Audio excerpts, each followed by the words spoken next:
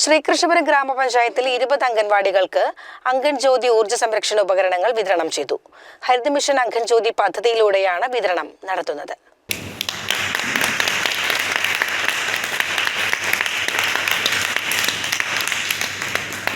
വിതരണം K Premkumar MLA ഉദ്ഘാടനം ചെയ്തു. പാലക്കാട് ജില്ലയിൽ ആകെ 7 ഗ്രാമപഞ്ചായത്തുകളിലെ അംഗൻജ്യോതി പദ്ധതി ആദ്യഘട്ടത്തിൽ നടപ്പിലാക്കുന്നു. അതിലൊരു പഞ്ചായത്ത് നമ്മുടെ ശ്രീകൃഷ്ണപുരം പഞ്ചായത്താണ്. അതിപ്പോൾ അംഗൻവാടിക്ക് നേരിട്ട് മനസ്സിലാകുമല്ലോ. മറ്റൊന്ന്, ഇത്തരം ഒരു പരിപാടി നടപ്പിലാക്കുന്ന ഇന്ത്യയിലെ തന്നെ ആദ്യത്തെ സംസ്ഥാനമായിരിക്കും കേരളം എന്നുള്ളതാണ്. അത് നമുക്ക് വലിയ അഭിമാനം നൽകുന്ന ഒന്നാണ്.